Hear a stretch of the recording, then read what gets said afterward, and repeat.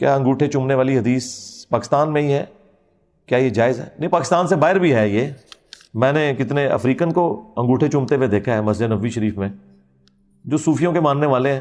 روایتیں تو ہیں، یہ کمزور ہیں، اور یہ گھڑی ہوئی روایتوں میں سے ایک روایت ہے. اصل چیز یہ ہے کہ آپ نے رسول اللہ صلی اللہ علیہ وآلہ وسلم کا جب مبارک نام آئے گا، آپ نے دروشی پڑھنا ہے صلی اللہ علیہ وآلہ وسلم. ایک مجلس میں ایک دفعہ دروشی پڑھنا ضروری ہے، تو وہ آپ کا کام ہے، وہ آپ کریں. وہ جامع ترمذی میں حدیث ہے، مولا علی علیہ السلام کہتے ہیں کہ رسول اللہ نے فرمایا صلی اللہ علیہ وآلہ وسلم، وہ شخص کنجوس ہے، بخیل ہے کہ جس کے سامنے میرا ذکر ہو اور مجھ پر درود نہ پڑے. اللہم صلی علی محمد وعلی آل محمد. پھر ترمذی میں ایک حدیث ہے، اس کی پوری صحیح سند المستدرک للحاکم میں، کہ نبی علیہ السلام نے فرمایا کہ وہ شخص برباد ہو جائے، اور یہ حضرت جبرائیل نے حضور کو کہا تھا کہ آپ یوں دعا کریں کہ تباہ و برباد ہو جائے وہ شخص، اس کی ناک خاک آلود ہو، کہ جس کے سامنے آپ کا ذکر ہو اور وہ آپ پر درود نہ پڑے. اللہم صلی علی محمد وعلی آل محمد. ایک مجلس میں ایک دفعہ بھی پڑھ لیں تو وہ کافی ہے. ہر دفعہ پڑھے بہت اچھی بات ہے، صلی اللہ علیہ وآلہ وسلم یا اللہم صلی علی محمد وعلی آل محمد.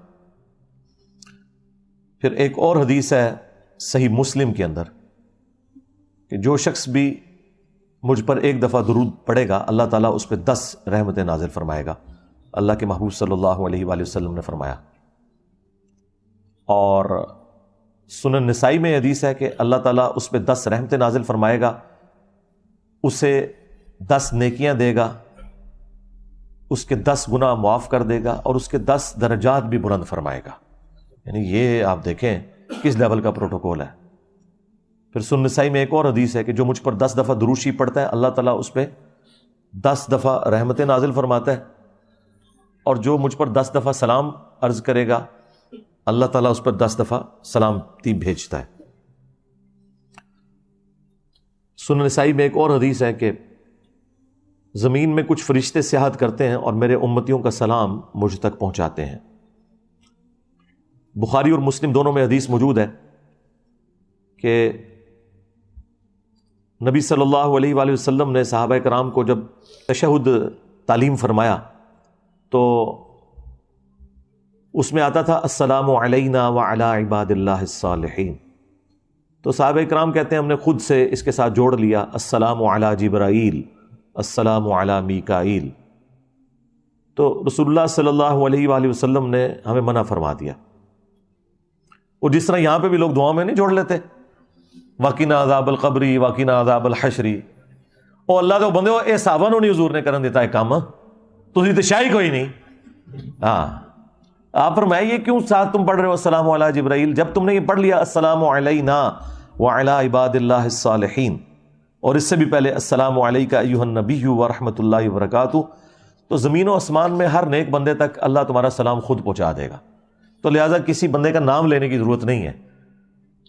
جب ہم پڑھتے ہیں السلام علینا وعلی عباد اللہ الصالحین، تو ہم اپنے لیے بھی سلامتی کی دعا کر رہے ہیں اور ہر نیک بندے کے لیے، خواہ وہ زندہ ہے مردہ ہے. تو نیک بندوں میں سب سے پہلے انبیاء، ان کے اہل البیت، ان کے صحابہ علیہم السلام ورضی اللہ عنہم اجمعین، سب تک ہمارا سلام پہنچ رہا ہے. تو نبی علیہ السلام نے اس طرح 7 چیزیں جوڑنے سے منع فرما دیا. بخاری مسلم میں ایک اور حدیث ہے، صحابہ نے کہا یا رسول اللہ آپ نے ہمیں سلام تو سکھا دیا ہے جو ہم نماز میں پڑھتے ہیں، السلام علیکہ ایھا النبی ورحمۃ اللہ وبرکاتہ، ہمیں آپ یہ بھی سکھائیں کہ ہم آپ پر اور آپ کے اہل البیت پر درود کس طرح پڑھیں. تو پھر نبی صلی اللہ علیہ وآلہ وسلم تھوڑی دیر خاموش رہے. صحابہ کہتے ہیں کہ ہم نے گمان کیا کہ کاش یہ بندہ اس طرح کے سوال نہ پوچھتا. آپ خاموش اس لیے ہوتے تھے کہ وحی کا انتظار کرتے تھے. آپ پہ پھر وحی نازل ہوئی اور پھر آپ نے کہا وہ سوال کرنے والا کدھر ہے؟ تو آپ نے فرمایا کہو اللہم صلی علی محمد وعلی آل محمد کما صلیت علی ابراہیم وعلی آل ابراہیم انک حمید مجید، اللہم بارک علی محمد وعلی آل محمد کما بارکت علی ابراہیم وعلی آل ابراہیم انک حمید مجید. اچھا، یہی حدیث جب سنن کبریٰ البیہقی میں اور صحیح ابن حبان میں آتی ہے نا، تو اس میں ساتھ یہ بھی الفاظ ہیں اس سوال کرنے والے نے کہا کہ آپ ہمیں درود سکھائیں جو ہم اپنی نمازوں میں پڑھیں، کیونکہ بعض لوگ کہتے ہیں یہ درود ابراہیمی والی جو حدیث ہے اس میں نماز کا ذکر نہیں ہے، تو نماز میں تو صرف تشہد ہی پڑھنا چاہیے، اور اس میں نبی الاسلام پہ درود السلام آ ہی جاتا ہے، السلام علیکہ ایھا النبی۔ اگلے دن لائیو سیشن میں بھی کسی نے سوال کیا کہ کسی حدیث کے اندر یہ ذکر نہیں ہے کہ نماز میں یہ والا درود پڑھنا ہے، تو پھر میں نے اس کو جواب دیا تھا کہ یہ حدیث جب سنن کبریٰ البیہقی میں اور صحیح ابن حبان میں ہے، اسی صحابی انصاری سے روایت ہے، اور اس میں الفاظ ہیں کہ وہ درود سکھائیں جو ہم اپنی نماز میں پڑھیں، تو پھر نبی الاسلام نے یہ درود تعلیم فرمایا۔ اس سے بھی بڑھ کر بخاری اور مسلم میں ایک اور حدیث ہے کہ جب یہ آیت درود نازل ہوئی، ان اللہ وملائکتہ یصلون علی النبی، تو صحابہ کرام نے عرض کیا اے اللہ کے رسول صلی اللہ علیہ وآلہ وسلم ہمیں درود شریف سکھائیں، اللہ نے حکم دیا ہے۔ پھر آپ نے درود ابراہیمی سکھایا، اللہم صلی علی محمد وعلی آل محمد کما صلیت علی ابراہیم وعلی آل ابراہیم انک حمید مجید۔ تو یہ درود رسول اللہ نے خود سکھایا صلی اللہ علیہ وآلہ وسلم۔ درود ابراہیمی سے بعض لوگ چڑھتے ہیں اور کہتے ہیں یہ وہابیوں کا درود ہے، اس وجہ سے کہ وہ وہابی صرف اسی درود کے اوپر زور دیتے ہیں، حالانکہ اس کے علاوہ بھی درود شریف کے اور سیغے بھی ثابت ہیں، لیکن یہ درود شریف نبی صلی اللہ علیہ وآلہ وسلم کو بہت پسند ہے۔ میں نے درود شریف کے اوپر ایک تفصیلی مجلس آلموسٹ 4 گھنٹے کی ریکارڈ کروائی ہوئی ہے۔ درود شریف سے متعلق 50 سوالات، دنیا کا کوئی مسئلہ جو درود سے متعلق ہو، اختلافی ہو یا غیر اختلافی ہو، میں نے سب کچھ کور کیا۔ اس میں 8 سیغے میں نے درود کے بھی بتائے تھے۔ ایک جو ہم نے یہ یہاں پہ اپنی اکیڈمی میں لکھ کے لگایا ہوا ہے نا، اللہم صلی علی محمد وعلی آل محمد، یہ والا جو درود شریف ہے، دکھائیں جی کیمرے میں ان کو، یہ درود بھی ہے۔ سنن نسائی میں حدیث موجود ہے، نبی صلی اللہ علیہ وآلہ وسلم نے یہ درود تعلیم فرمایا، اللہم صلی علی محمد وعلی آل محمد۔ درود ابراہیمی کا جو شروع والا ٹکڑا ہے یہ الگ سے خود پرفیکٹ درود ہے، اگر کوئی لمبا درود نہیں پڑھ سکتا صبح شام کے اذکار میں، صرف اتنا درود شریف پڑھ لے، یہ پرفیکٹ درود ہے۔ ابن ماجہ میں حدیث ہے، ایک صحابی کو نبی الاسلام نے وصیت کی تھی کہ مجھ پر درود کو لازم کر لو، اور خصوصاً اپنی دعاؤں کے اندر تم درود شریف پڑھا کرو، اللہم صلی علی محمد وعلی آل محمد۔ ابن ماجہ میں بھی، سنن نسائی کے اندر بھی حدیث شریف موجود ہے۔ درود شریف دعاؤں کی قبولیت کا ذریعہ ہے۔ جامع ترمذی میں اوپر تلے 2 احادیث ہیں، مشکات میں موجود ہیں، مشکات میں پورا چیپٹر ہے فضائل درود السلام پہ۔ ایک شخص آیا اور اس نے ڈائریکٹ دعا کرنی شروع کر دی، نبی الاسلام نے فرمایا سائل نے جلدی کی۔ تھوڑی دیر بعد ایک اور شخص آیا، اس نے پہلے اللہ کی حمد کی، پھر درود شریف پڑھا اور پھر دعا مانگی۔ اور اسپیسیفکلی جو ترمذی کی حدیث ہے وہ بتا رہی ہے کہ یہ نماز کا ذکر ہے، نماز کے اندر بلند آواز سے پڑھ رہا ہوگا۔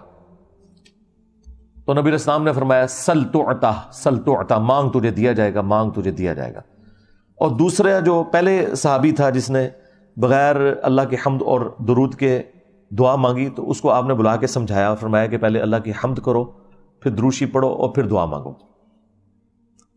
اور نماز کی ترتیب بھی آپ دیکھیں، آپ پہلے اللہ کی حمد بیان کرتے ہیں، التحیات للہ والصلوات والطیبات، پھر درود شریف پڑھتے ہیں السلام علیک ایھا النبی ورحمۃ اللہ وبرکاتہ، پھر تشہد کے بعد الگ سے وہ درود ابراہیمی، اور پھر اینڈ پہ جا کے آپ دعائیں مانگتے ہیں۔ وہ تو بخاری مسلم میں الفاظ ہے کہ جب تم یہ تشہد پڑھ لو اس کے بعد جو چاہو اپنے رب سے مانگو۔ تو درود ابراہیمی پڑھنے کے بعد آپ نماز میں جو چاہیں اللہ سے مانگے، عربی زبان کے اندر جتنی سنت دعائیں ہیں وہ آپ مانگیں، قرآن میں احادیث میں جو آئی ہیں۔ اور سب سے کامل دعا تو وہ ربنا آتینا فی الدنیا حسنہ وفی الآخرۃ حسنۃ وقنا عذاب النار۔ پھر بخاری مسلم میں ایک اور دعا بھی آئی ہے کہ نبی علیہ السلام 4 چیزوں کے شر سے حکم دیتے تھے کہ ہر تشہد میں پناہ مانگو، اللہم انی اعوذ بک من عذاب جہنم ومن عذاب القبر ومن فتنۃ المحیا والممات ومن شر فتنۃ المسیح الدجال۔ یہ دعا مانگیں، اور جتنی دعائیں آپ کو یاد ہیں وہ مانگیں، وہ دعاؤں کی قبولیت کی جگہ ہے۔ ایک اور حدیث ہے صحیح مسلم کے اندر کہ سجدے میں انسان اپنے رب کے سب سے زیادہ قریب ہوتا ہے، لہذا سجدے میں خوب دعائیں مانگو۔ تو سجدے میں بھی آپ دعائیں مانگیں، اس کا اہتمام کریں۔ تو درود شریف کا ٹاپک تو بڑا لمبا ہے، اس میں آپ میری وہ مجلس دیکھ لیں، درود شریف سے متعلق 50 سوالات، اور ایک اور ویڈیو ریکارڈ ہوئی تھی نماز جمعہ کے بعد صلاۃ و سلام پڑھنا، وہ بھی کمال کی ویڈیو ہے۔ درود شریف سے متعلق کافی ساری چیزیں اس میں میں نے کور کی ہیں، بدعت سے متعلق کور کی ہیں۔